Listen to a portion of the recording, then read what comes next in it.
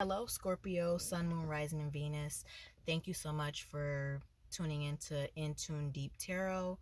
Please be sure to like, share, and subscribe and hit the notification bell. I appreciate it.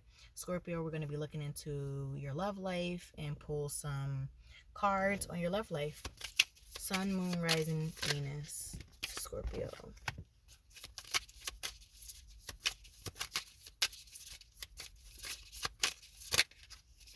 I am a fellow Scorpio. I'm a Scorpio rising, by the way. So let's see what we have here. We have girl with a snake, empath, narcissist, paradigm. Being charmed or used, enable and boundaries, girl talk, time with friends, moving on, happily single, living in the moment, having fun, heartbroken, deeply hurt, sad, separation, breakup, feeling lost, grieving and mourning. And then we have bottom of the decks, love call. Someone expresses love, a message of love, thinking of you and letting you know. This doesn't sound so good. Let's dive deeper into what's going on in your love life, Scorpio.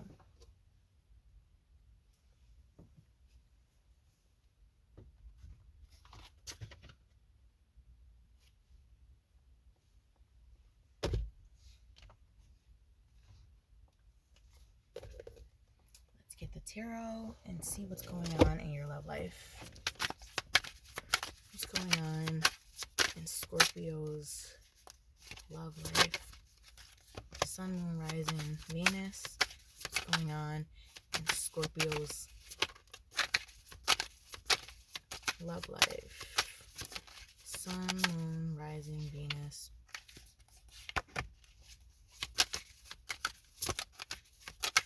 What's going on in Scorpio's love life?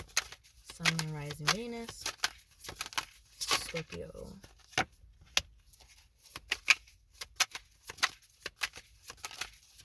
get a couple more cards for Scorpio. Sun, Moon, Rising, Venus. Scorpio's love life.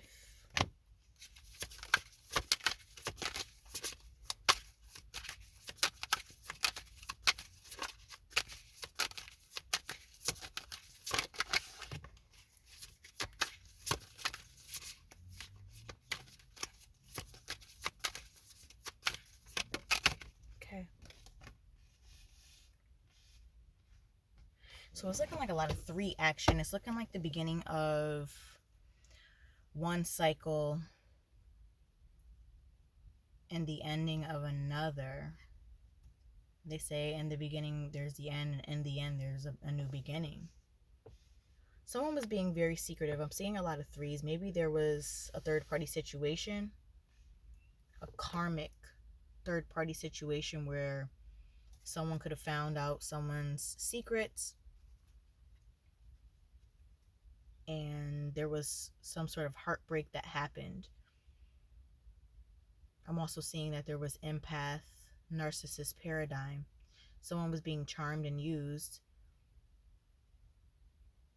Someone was enabling one person, and there was a lack of boundaries. Someone is now watering their own grass and noticing that, things just didn't seem right. Things just didn't add up. Everything was good at one point. Everything was solid. Everything was fine. The two of you seemed like you were great friends, and there was bliss until all of a sudden everything fell out. There was some sort of breakup, argument, some sort of stagnancy, and the connection was released. There was some sort of karmic balance. Some sort of karma was paid, or the scale of karma shifted of some sort, but there was forward movement. Someone was spying on someone else, might have found out that one person was cheating, not telling the truth, and they left. And this all of a sudden was some sort of lesson learned. Someone found out something that was not favorable. Someone was pouring into someone else's cup. Someone was being romantic with someone else. And that left one person extremely lost in their thoughts. Someone betrayed someone and went on to seemingly live a life with someone else. I'm seeing with this Tower card. There was some sort of destructive divine intervention that caused someone to see that someone was deceiving them. I'm almost getting a sense in a download that someone knew for a while that there was some infidelity or funny business going on, and someone chose to keep it to themselves until it became so evident and so destructive where there was a tower moment of some sort. The towers came crashing down, and the foundation and the bottom of the relationship fell apart. Excuse the noise. Someone could have been being deceitful on purpose, because one person was solid and dedicated, and I see that someone owes someone some sort of apology with the Daughter of Baskets here. The relationship seemed like it was going beautifully at one point. It was wish fulfillment for both people. There was a solid connection here. But all of a sudden, someone, which tends to happen in some toxic relationships, someone gets bored and ends up cutting out of some sort and walking away from the connection. And then there's some sort of conflict. And it's left, one person brokenhearted.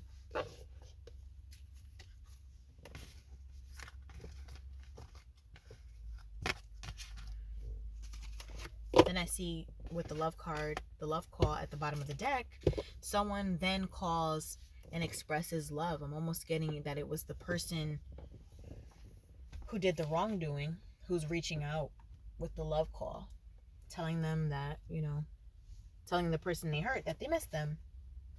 And that's, not the best thing, because usually people who are hurt in a connection, they need their space to heal and not to be interrupted. If you haven't gotten this call yet, it's probably coming. Let's see if this person is sincere with this love call, if it happened already or if it's going to happen. Is this love call sincere?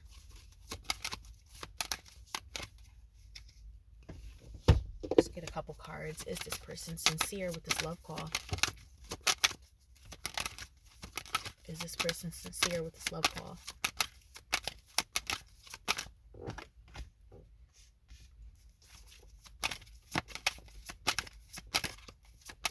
Get a couple more cards. Is this person sincere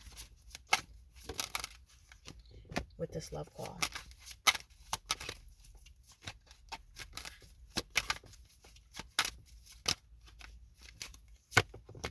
I'm getting at this, the person who's going to be calling is going to be in an ego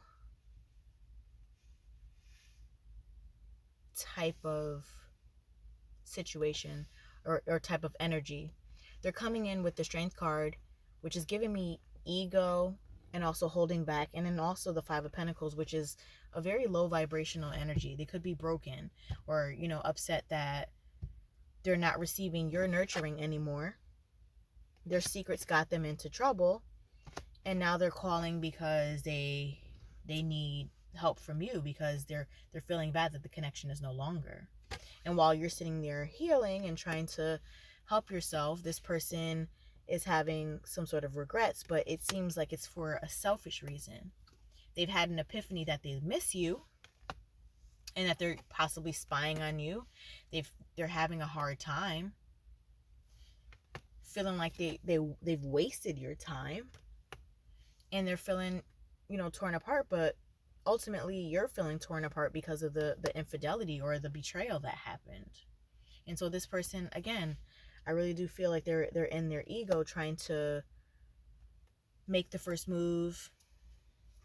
There's still a imbalance in the situation. It doesn't seem like it's either the right time. And if it is a empathic narcissist relationship, I'm sure it's, someone felt left out in the cold, and it's a low vibrational karmic situation that it may not be the best for you. But we all have free will, and you definitely need to choose what's best for you. But it doesn't feel like great energy with this person.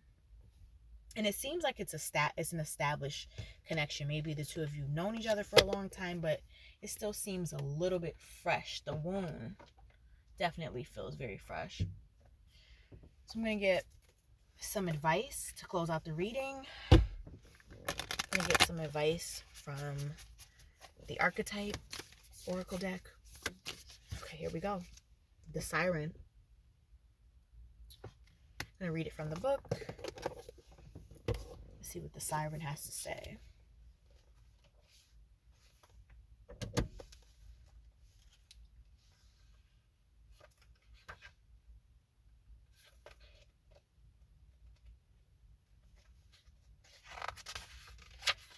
The Siren.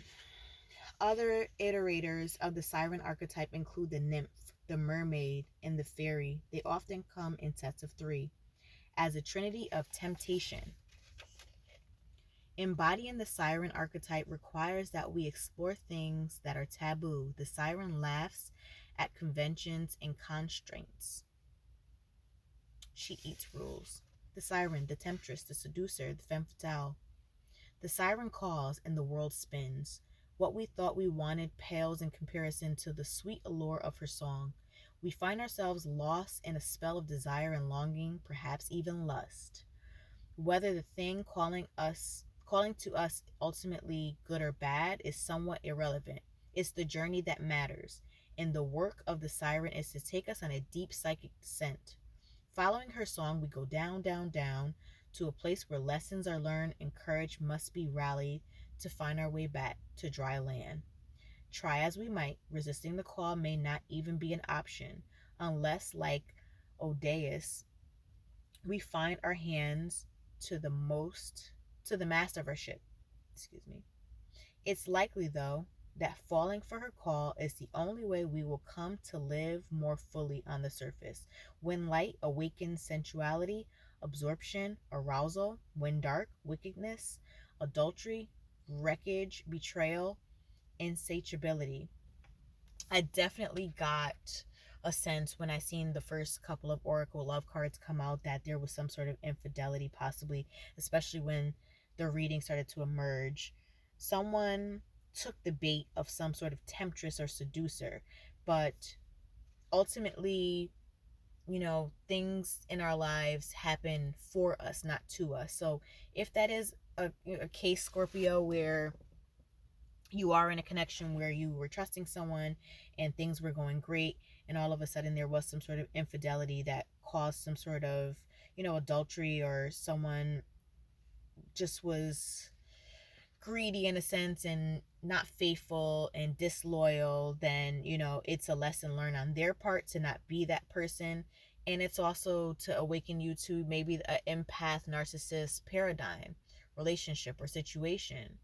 In a lot of cases, we take a lot of the bad lessons and think that a dark cloud is just hovering over our life, when the divine came in, with the tower moment and that tower card, and talked about,